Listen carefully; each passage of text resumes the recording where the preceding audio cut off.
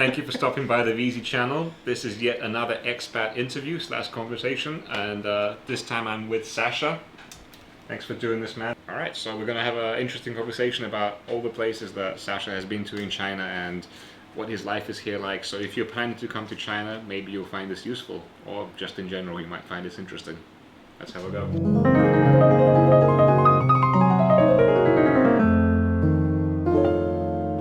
So I guess the first question to you would be, Sacha, is you're from Canada, right?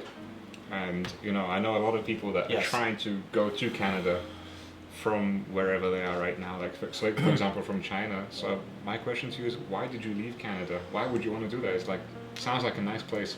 Yeah, that's kind of a big misconception. Everybody thinks that Canada is this dreamland, although a lot of Chinese people probably would think that Australia, New Zealand are in the same realm, or even to a lesser extent these days the States still. Why did I leave? Okay, so this is my second time in China. My most recent time being now. I did not leave Canada to come here. So I had already left Canada in 2013, and I went to Europe and lived there for about 2 years, and then I came from Croatia directly here. That's a nice place too, Croatia. It is a nice place. It is not without their own issues either, but it's a beautiful country. So yeah, why did I leave? It's a really long story, but I'm originally from the city of Vancouver, and I had been living for 3 years in the city of Calgary. Nice city, cold, interesting city. After 3 years of living there, long story short, there was basically every month a series of very weird and strange traumatic things that took place in my life. Okay. And long story short, I just decided 3 years, it's time to go. And actually, I've lived in a lot of places around the world, and 3 years is kind of like that mark where you either push past that mark or you leave. And I usually leave after 3 years. I guess I just get bored or whatever, but so I left. But in China you stayed past the three-year mark.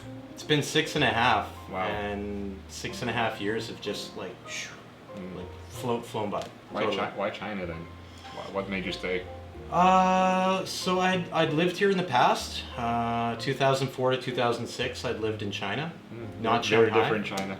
Yes, very different, and in a totally different city as well. I had never been to Shanghai, and I had never visited in the past Shanghai. So why did I choose Shanghai? I had a friend from my past, my past China past days, who was living here, really good friend, and he was like, come to Shanghai. And I had another very good friend from my past living in Shenzhen, and he's like, come to Shenzhen. So I weighed them both up, and in the end I chose Shanghai. Okay, interesting. So how many places have you been to now in China then? What was the first city you went to in 04, 05? Okay, so in 2004 I ended up in a very cold northern city known as the Russian city in China, which is Harbin. Harbin, I've been there, it's actually, yeah, I love it. I love it too. The food there is very filling. Food is awesome, guys. Food in Harbin is fantastic, and so is the beer. And Harbin was just tons of fun. Really loved the northern culture, which is very different than the rest of this country. I mean, it's such a big country, though. I mean, it's not fair to say that this is different. It's all very different, but it's really, really unique in its own sense. And food's delicious, beer is wonderful. People there are, let's say, if you've lived in other parts or traveled to other parts of China, let's say there's like a bigger drinking culture there. And I mean, if I talk about, I mean, now we're drinking a beer. It makes it sound like a bit of an alcoholic statement. I'm not.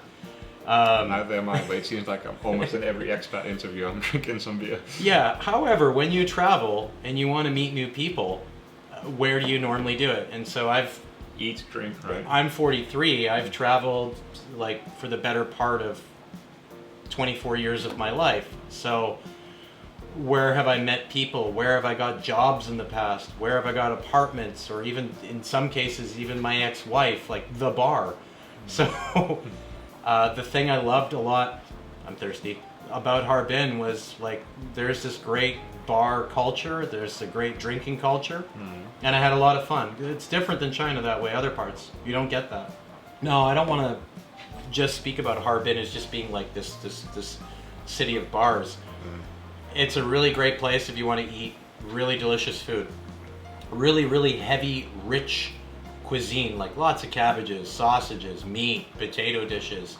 It's nothing that you would ever really think of when you think of China. Pickles as well, right? Pickles, yeah, exactly. Like a pickled stuff in general. Yeah. Really nice food, and I miss it. And there's a couple joints in Shanghai that make pretty decent food, and when I get my craving, I go for it.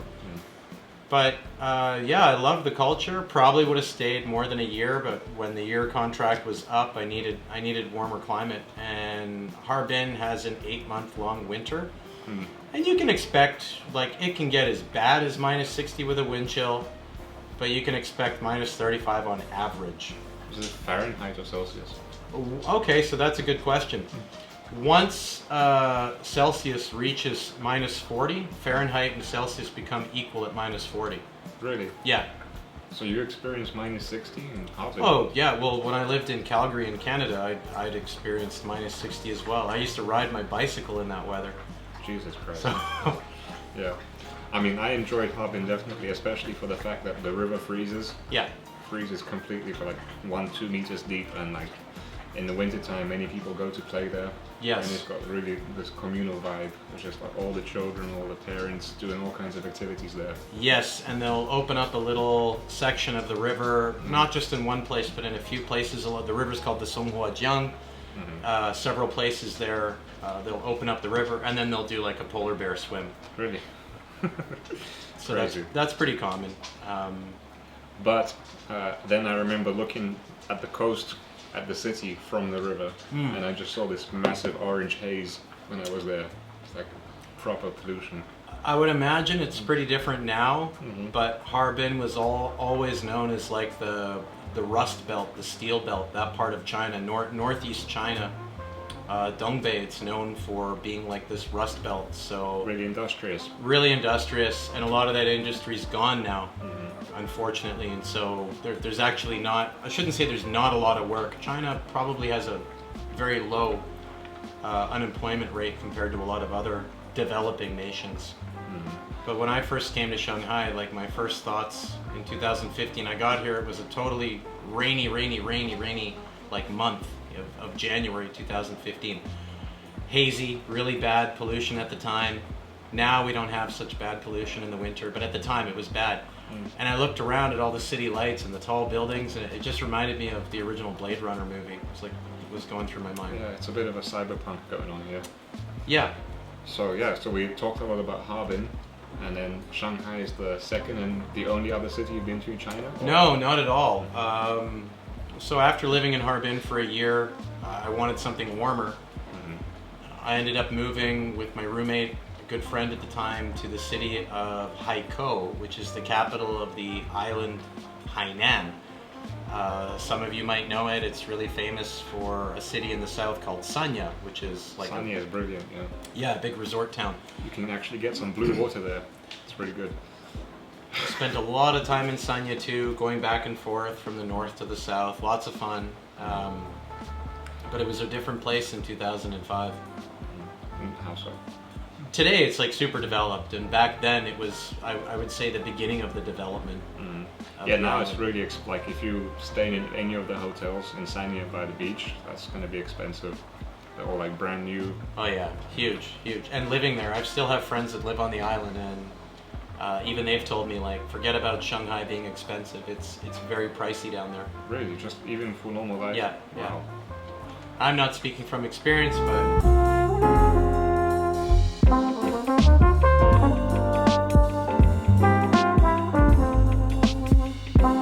I think my favorite city, it's pretty hard to say like one city. Every city has something different to offer, so I think by far the best would have been Harbin for the people. Okay. I really love the people. I really love the atmosphere in Harbin. Okay. Not so much the weather. Hainan was super cool, at least back then. It was super cool. because Hainan back then was pretty lawless and free and open, and you could do whatever you wanted to do. This was definitely one of the great things about that city, about Haikou. Weather was great come wintertime.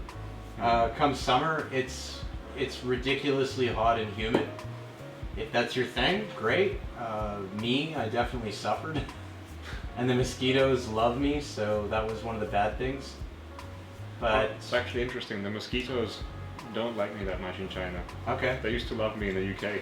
Bite me all the time. In China, they don't like me. I don't know what's going on. I get bitten. I mean, I'm not complaining. That's cool. I get bitten globally. It doesn't matter where I go. I get bitten globally. So is this okay? Not bad. And then Shanghai. Shanghai's got more of a four-season thing going on, which, as I'm getting older now, I'm starting to like the four seasons.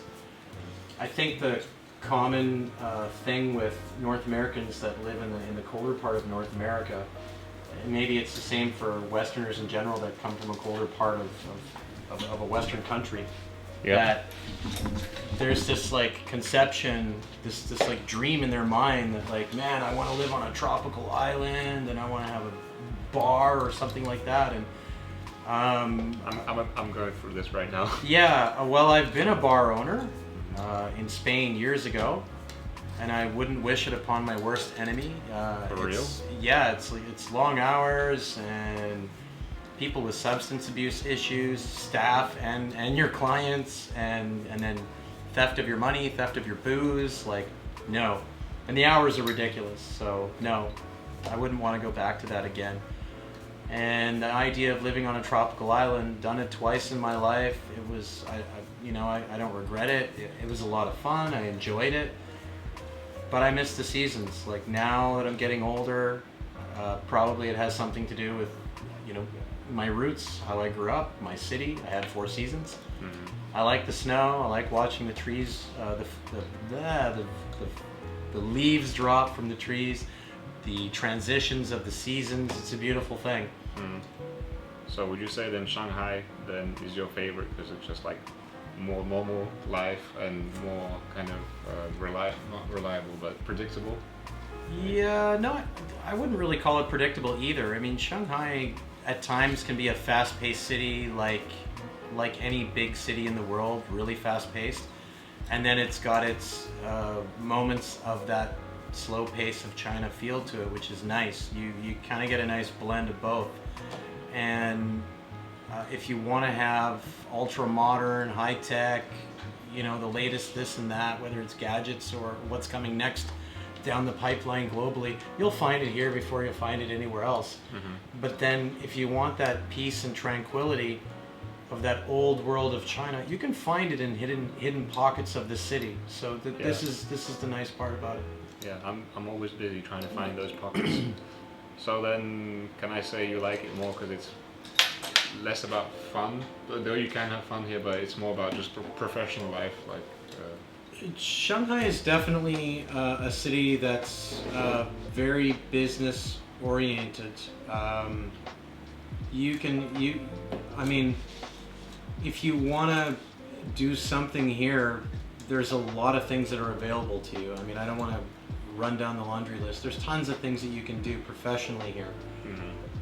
That being said, there's tons of things you can do for leisure activities here as well. However, we're getting to that. Yeah, however, if you want to go camping, I come from a place of nature. Even my city back home we have a forest downtown called Stanley Park. It's phenomenal. It's right there. If you want to escape the city, forest is right there. Beach is right there. Here, no.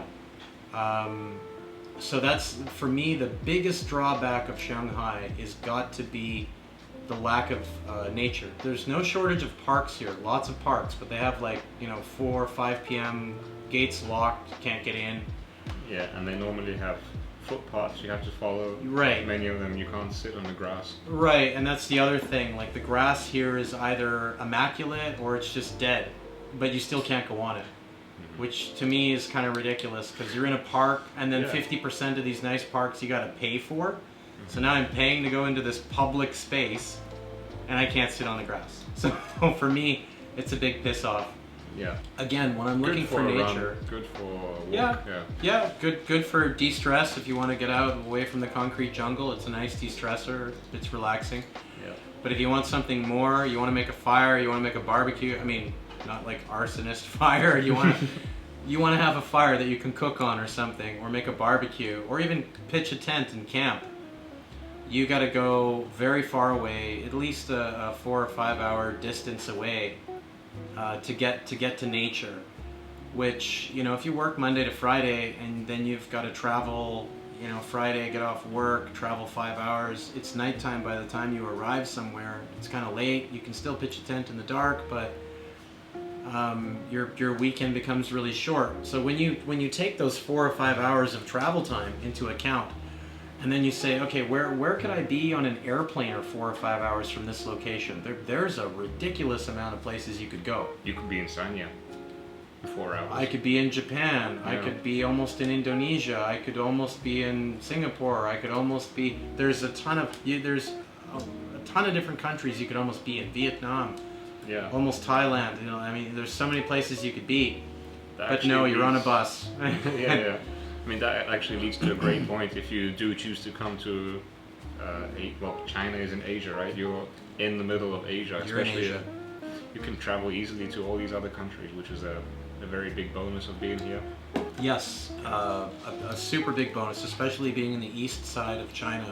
Yeah, you're closer. You're closer, and you're halfway up the coast on the country, so you're halfway to visiting the northern parts, you're halfway to visiting the southern parts.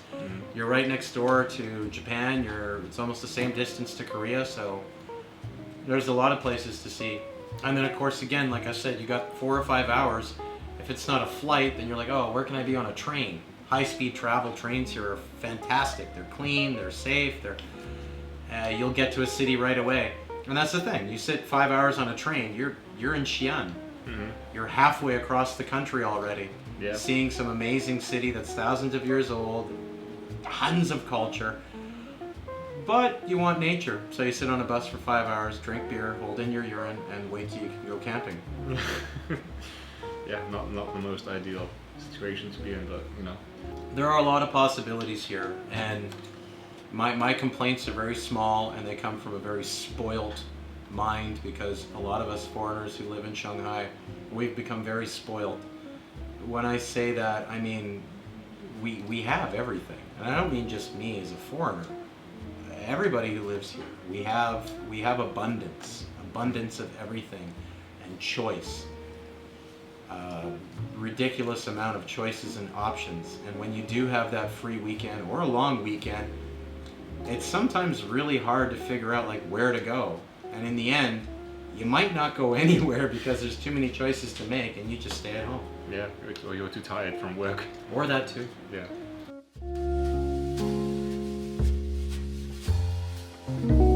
Thanks for the soup, man. I'm so hungry. My pleasure. I'm hungry too. Living the good life here, cooking your own food and stuff like that. I love cooking. I'm too used to takeaways now. I mean, I used to love cooking back in England, but I don't know. Anyway, so question is for you, what is your fondest memory in China so far? I don't think I really have one. So I've owned 2 motorcycles in China. The first time I lived here, I bought a motorbike, and then when I've lived here now, I bought a motorbike.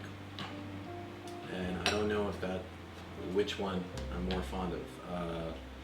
Maybe the first bike that I bought when I lived in Hainan, just because getting back to that whole concept of, you know, people dream of living on the tropical island. Well, here I am, young guy at that time in my 20s, living the tropical island dream in a pretty nice place. Our pad was right on the beach, and bought myself a nice motorbike, Honda CBR 600, and I remember taking it away and just driving it, and just this gigantic shit-eating grin on my face as it's like 35 degrees out at like 10 p.m. at night, and the wind's just going through my hair, and This is the true Asian expat dream. It was, yeah, that's probably one of my fondest memories. Were the rules quite lax back then with the bikes and stuff? Oh yeah, I never wore a helmet. Never once did I wear a helmet back then. I didn't even have a license plate. Wow. So, police never stopped me. Like the police knew where I lived. Everybody knew where I lived. Haikou was a small town back then, and my bike was pretty loud. And yeah, I would say everybody kind of knew who I was, but I never had any issues. This is really good, by the way. Thanks. How about just for reference for our viewers, what are the rules like now for bikes in Shanghai specifically? Okay, good question, because laws have changed a lot in China about motorcycles. Motorcycles have always been sort of perceived as the poor man's transportation.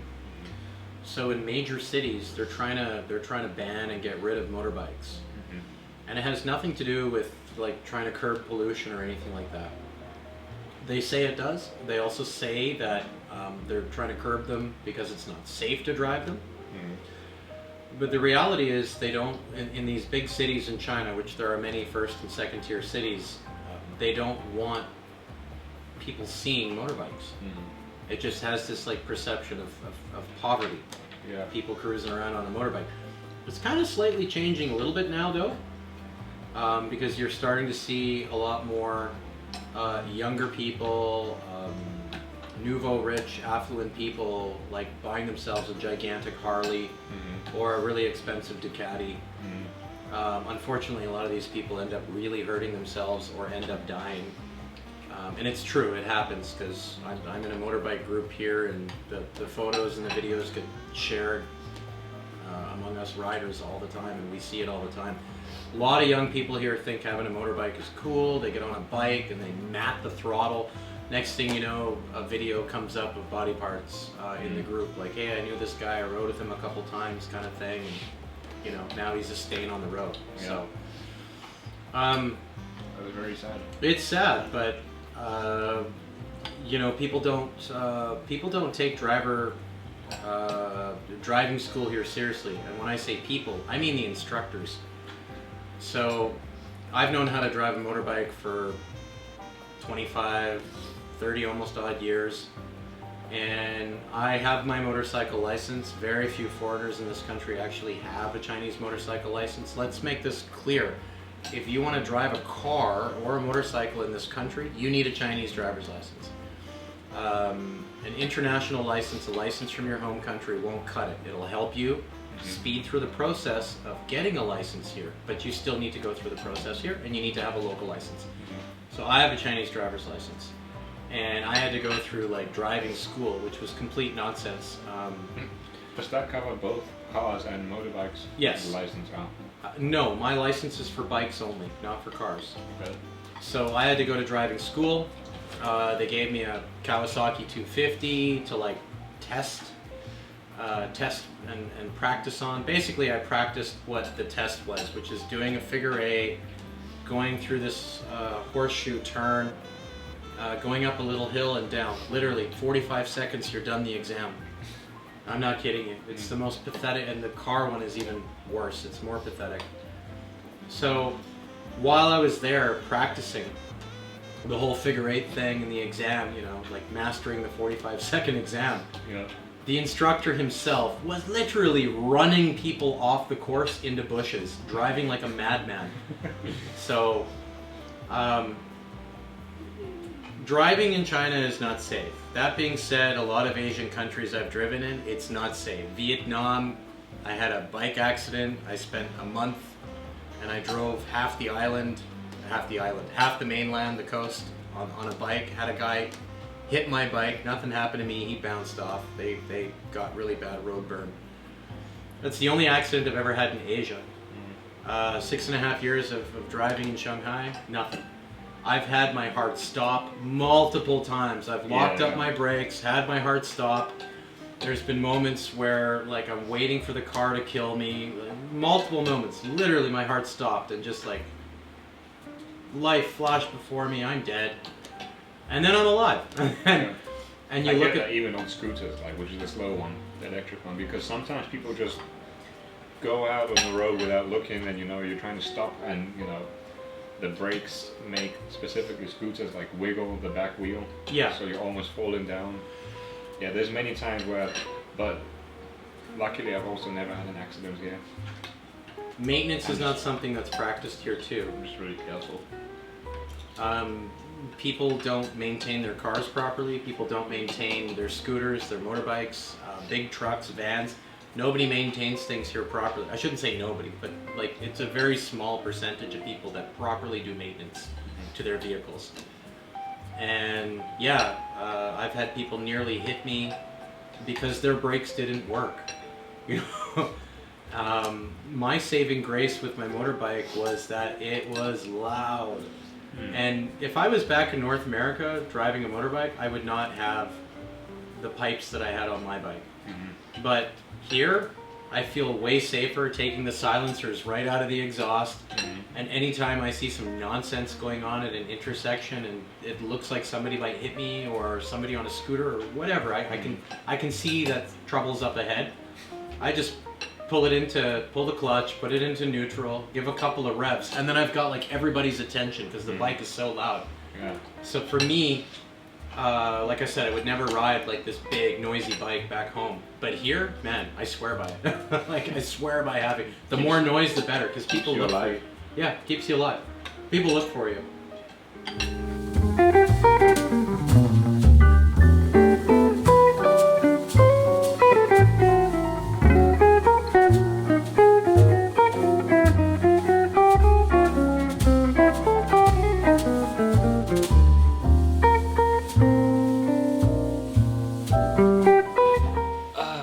So, apart from biking and photography and stuff, what other hobbies do you have here in Shanghai? So I like doing the furniture making, yeah, the photography, biking, although I sold, when I found out that I'm going to have a child, I decided to get rid of the bike. But I ended up building another bike. That's a whole other story, but yeah, I sold the bike, got another bike. That one was a motor one, right? Now this one is electric.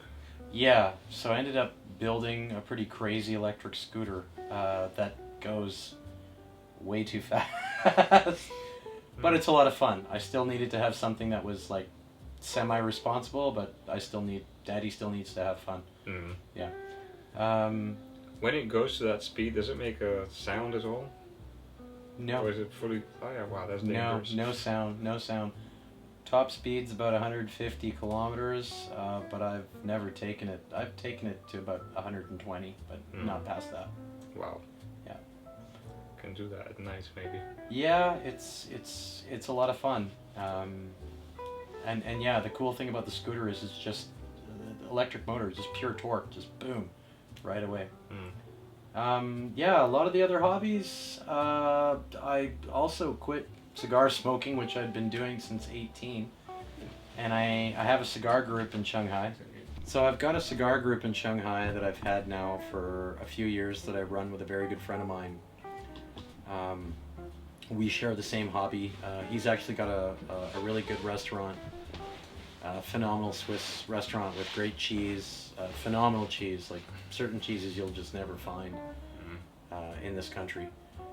And yeah, him and I run the group, but since I quit cigar smoking, I'm not as active in the group, but still lots of great people that I've met in that group. And watch collecting's been a hobby of mine since early teens, and I've met actually some very recent amazing friends in the past year and a half through the watch group, and people that I'm really close to now, and it's been awesome. The unfortunate thing is my collection has grown a lot. But haven't heard of this kind of hobby before, watch collecting. Yeah. Like literally the one on the wrist. Yeah. Wow, yeah. Interesting. People do that. Yeah, the thing, it's kind of funny because you know, women have jewelry and all kinds of other accessories for themselves. Men generally just have like a watch. And I've always been interested in horology and time, and it all started with my grandfather's watch, which was an old Seiko UFO from the early 70s, chronograph, and which I have. I have one of those too, and it just started from there, and I've always been fascinated with 70s chronographs, so I've got a lot of those. But the friends that I've made in the group, wow, we've gone camping together, done all kinds of things. Even one of them came and lived here for a short period of time. Was it expats as well? All expats, a few locals, but mostly all expats, but from everywhere on the planet that you can imagine, like everywhere. And it's really cool, and it's great to see like people super into their hobby. That's actually one of the cool things about coming here, big city, especially if you're like from smaller towns back home. You're gonna have a melting pot here of people from all over the world. Definitely. Yeah. I mean, for me, I'm from London, so that's kind of normal for me. But if you're like from a small town in America, where it's just Americans, and suddenly you have Italians, Germans, Indians, all in one place, it's cool. Yeah, can learn from cultures. Yeah, I've got. The funny thing is, I don't really have many American, or even I can't even say I have one Canadian friend. I don't have any Canadian friends. Oh well. Anyway, you mentioned about your good friend Zach. My good friend Zach. So that's the American one. That's the one American that you know. I know more Americans, but the one that I would really call like a friend, that would be Zach. And yeah, he's definitely into prepping. Yeah, he's every time we meet, he's got like a new item to show me for prepping. Which is cool, because sometimes he shows me something that I'm like, oh man, I gotta have that. It's super cool. I gotta have one. And again, that's one of the scary parts about China, is that everything's made here, and there's an online shop called Taobao, and Taobao is essentially like Amazon, eBay, all these things all in one. And you can literally buy anything off of Taobao. You want to buy a house, you can buy a house. You want to buy a car, you want to buy a car. You want to buy a pair of socks, you can buy a pair of socks. You can buy anything you want. You can buy porridge. You can buy anything you want off of Taobao. Literally anything you want off of Taobao. And it's really scary, because if somebody shows you something that's really cool, I gotta have that. And then you go onto Taobao and you look and you're like, oh man, it's that cheap? Yeah, I'll take two, because I'll end up gifting one, because I know somebody else that wants one. Yeah. Yeah, I mean, that's why the delivery business is such a booming business here, because people just keep ordering stuff. It's actually addicting to shop, right? Oh man. Yeah. It's one of the like hot apps that's on my phone. Yeah, probably on everybody's phone. I mean, these delivery drivers who are delivering Kuaitis are just 24/7 working, because people are always buying stuff, and that's why in my apartment. What's it called? Compound. We used to have about 5 delivery boxes. Now we have 8. Yeah. Yeah. People just keep shopping. Yeah, I'm guilty. I think I ordered 7 things today.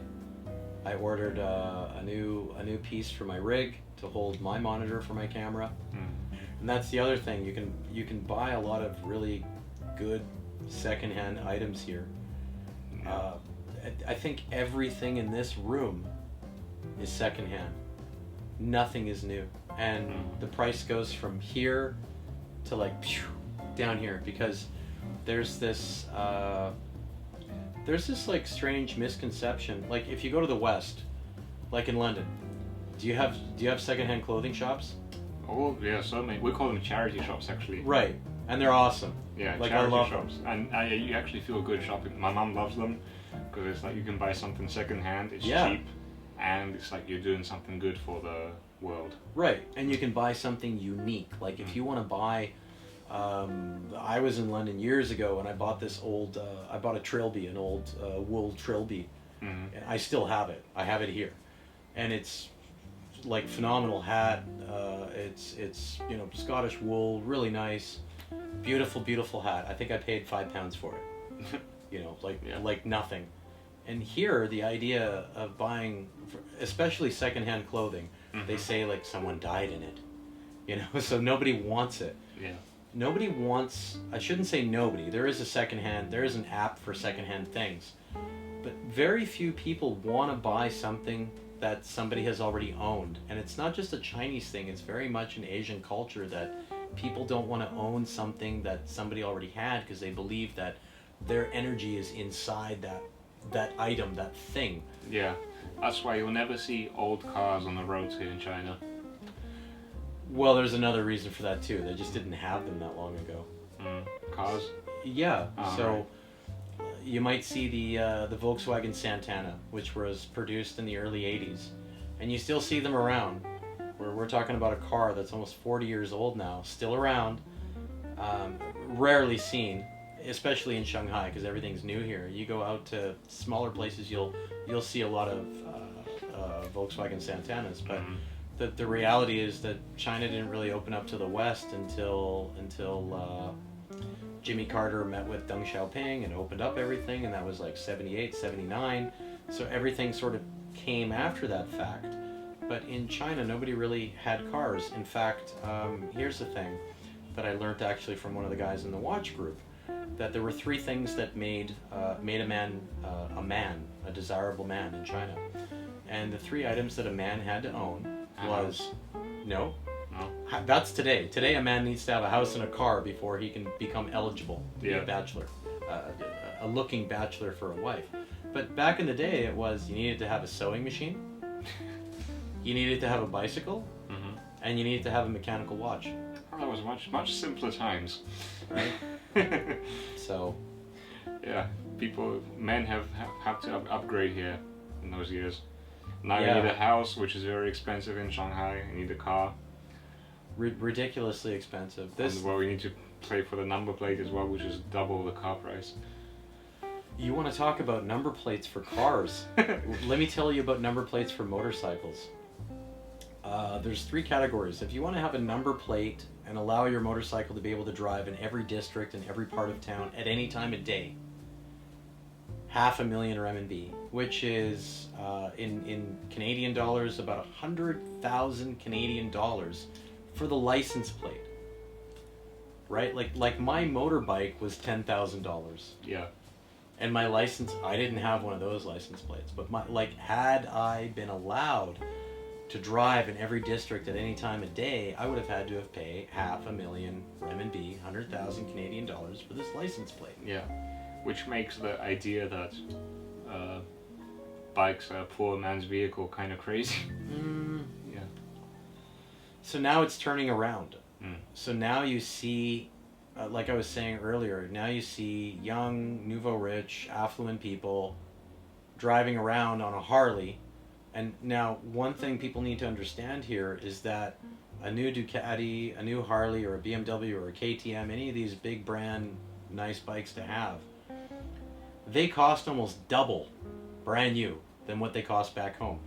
You want to own a nice foreign made automobile, or a foreign company, because most of them are all made here now anyhow, you're paying about double for that BMW, for that Mercedes, for that Lexus, for that Toyota. You're paying double, automatically double. How about a Tesla? I thought they've got the Chinese Teslas here. So Tesla is being produced in Shanghai. They have their own factory here. And the Teslas are actually on par, the price, with the States. The problem is the plate. Now, I could be wrong, but they passed a law recently where after a certain time, and it might be coming, I think, this year, after a certain time this year, you'll have to pay for that plate. But any electric car or even hybrid cars, for the past about 4 or 5 years, you got a free plate. Now, here's where it gets even more confusing. It's not just the plate that you have to buy. There's a plate lottery. So even if you have the cash money in your hand... Yeah, you have to have the chance to buy it. You apply every month, right? You have the chance every month. Correct. So you can't just like show up, hey, I got 500,000 RMB right here. No, it doesn't work like that. You have to apply, you have to be approved. Yeah, this is a whole different concept, which is, I think, probably only unique to big cities like Shanghai in China. Yeah. We don't have this in the UK. No. You just buy a car, number plate, that's it. Mm-hmm. Same in Canada. Yeah, this is a uniquely Chinese thing probably. So, mentioning all these hobbies, is there anything new that you're doing recently with your time in China? Yeah, there's a bunch of new stuff. But actually, I'm going to be doing something along the same lines that you're doing. Mm-hmm. I've been wanting to do a YouTube channel for quite a long time. Let's say, 2-3 years that I've been wanting to. But with the literally plethora of YouTube channels that are out there, specifically on China and living in China and expats in China, I didn't want to just become one of these generic channels, and that's why I haven't bothered taking that step. And then of course the gear. It's not cheap to buy everything, and so I've pieced together everything to buy for that. Yeah. And Well, you've got a pretty nice rig now. Yeah, I think I've got it to the point where I want it to be, but I think I'm going to, as I play around with it and use the gear more. Film is a new thing for me. Like photography, okay. Film's a totally new medium for me. So, like anything, once I jump into it and play around with it, I'll figure out what works for me. But yeah, that's the idea, to get a channel going. And I've just registered my channel, people. I've just registered it. Look for it. There's going to be an episode coming really soon that I just shot. The channel is called Canadian in China Production, and all my videos are gonna be tagged as CCP. So that's the acronym for Canadian China Production. Mm-hmm. I will link it below. Please, guys, make sure to check it out. Sacha's a great guy, and I've heard some of the ideas that he wants to do for this channel. And they sound really interesting. Like, it's something I actually want to watch.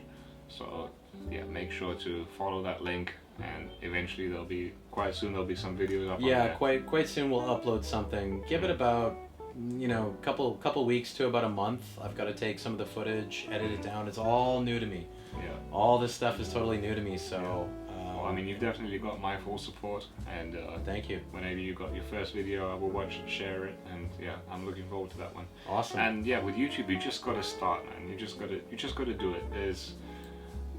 They always say the best time to start is yesterday. The second best time to start is today. So yeah, just do it, and I'm sure you have a lot of success. Yeah, and from what you've told me, the video is going to be pretty good. And a lot of people, especially young people, think I'm gonna be a YouTube star. I'm gonna go make videos and I'm gonna make tons of money. Guys, you're not gonna make shit. I'm gonna be honest with you. And I'm not planning on making my YouTube channel so that I can quit my day job and score checks from this. This is not what I'm looking at doing. I just want to have fun, and I want to share the kind of fun that I'm having with people. And guys, like, subscribe, whatever, awesome. But I'm not looking to do this as a means of like quitting my day job or anything like that. I just want to do it so I can share a completely different and what I would call like a unique perspective on the expat lifestyle. Again, there's plenty of channels out there that are showing a different perspective of expat lifestyle, but I can guarantee nobody's showing it from my perspective. Do you have any favorites from China? I would probably go with ADV China. I don't know if any of you are familiar with that, but ADV China is I like watching a lot of their videos because what got me into them was the motorcycling, taking bikes, going on adventures, traveling to villages, seeing these parts of China that like most people have never been to. These guys have been everywhere, and the other thing I really like about it, I'm guilty of not learning the language to a level where I wish I could communicate fluently with people. I could communicate with people with my Chinese, but it's not great. I've got friends that are ridiculously amazing speakers of Chinese, but I'm not, but I'm not also trying to do a channel where I'm portraying that I'm this amazing speaker, because I'm not. Okay. But those guys are fantastic because they have the level, they have the understanding of the culture. They're showing you a side that not even locals would have actually seen, and that's something that I really liked, really enjoyed. Yeah, that's the thing about, the locals. They don't go to as many places as some of the travelers do go. Yeah, I mean, say what you will about those guys, you know, many people are have a negative view of them, but you have to admit that the places they go to and the way they show it is very unique and interesting to see, especially if you've never been to China and you're just dreaming about going to China, and you watch one of their videos, just like traveling around with a bike, talking about what they see. Is pretty unique, pretty cool. Yeah, I can't say I watch the channel anymore because they're no longer in China, so I've pretty much tuned out. But what I will say is, I'll say this in English. There's a term in German that basically goes, what the farmer doesn't know, the farmer doesn't eat. And when you start to encounter people who've lived in villages, and I don't mean just China, I mean all over the world, when you start to encounter people in these small towns or villages, that's how they are, you know. They don't get out. They don't go out and see things. I used to be married once to a girl from Guangdong, the city of Foshan in the south, the famous Kung Fu city. Wow, you were married before? I was married before. That's a revelation to me right now. Still very good friends with my ex-wife, and I used to travel a lot to her village all the time. She lived in a smaller village just outside of Foshan. And her father, who I love dearly, is still a great man. I really like him a lot. He won't go anywhere. He loves his village, man. He won't go anywhere. He's had the opportunity of having all expense paid pretty much anywhere he's wanted. And he's like, I'm staying home. That's kind of cool. I could never comprehend that kind of way of thinking, but I can respect it. Like, I'm always the kind of guy that just want to go different places. But there's people that just, you know, they want to stay. Yeah. I mean, yeah. My mom lives in Croatia, and she's got some very good friends there. And a lot of them are the same way. Like, I'll stay here. My mom's a fantastic chef. So is her husband. And they'll invite them over for food. And if they don't know what it is, like I said, what the farmer doesn't know, the farmer doesn't eat. They won't touch it. You know, if it's meat and potato or something like, you know, traditional, they'll eat it. Wow, that's a simpler life. Yeah. Sometimes, I don't know. Do I wish I had that kind of mindset? I'm not sure. I guess if I did have that mindset, I wouldn't be debating it and life would just be more simple. But yeah, I don't. I want to go and see other places. I couldn't imagine myself living like that. I've lived here for several years. I've lived in 9 other countries around the world.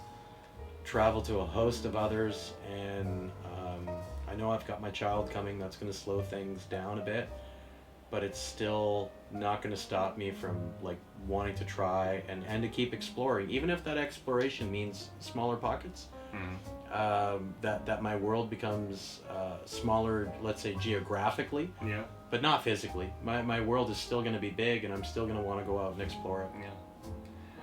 No, I mean, this YouTube thing actually pushed me a lot to explore just where I am, just this one city, Shanghai. Like, my whole channel is based around Shanghai.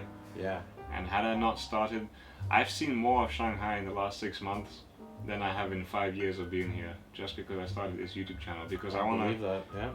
It's pushing me to show people. It's pushing myself to explore more. So yeah, just wherever you are, you can always explore new spots. It doesn't have to be the whole world. Yeah. Just get out there, take a look. Yeah, go have a walk. You know, you might be surprised. You might even find something new in your own neighborhood. Walking's the best. Whenever I land into a new spot, I walk. I don't do anything but walk for hours. And when I first came to Pudong, my job was 7-8 kilometers away from my house, so it was in Lujiao's Way. I'd walk there, like 2.5 hour walk, and every time I'd take a new, like different neighborhoods on the way there and different neighborhoods on the way back. And I learned right away, like, this is where, you know, that service is, that service, this service, that service. I found so many different places. I found so many different markets just from walking. I drive, and if I drive, I don't see that. You're moving too fast. Life is happening way too fast. When you walk it, you're just a sponge. You're just soaking it all in, feeling walking, it all. Cycling, even if you're on a scooter, you can see more. Not for me. I'm going too fast, but like walking for sure. Yeah, walking for sure. Yeah. So yeah, if you come in here, actually take your time to explore wherever you are, you know. Yeah. All right, man. It was awesome to talk to you, Sacha. Always a pleasure, Vlad. Always Yeah. a pleasure. Thank you. We might get to do another video, maybe for your channel. Sure. Yeah. Anytime. All right, and yeah, hope you guys enjoyed this video. Learned some stuff as an expat about China, and I'll see you in the next one. Peace. See you guys.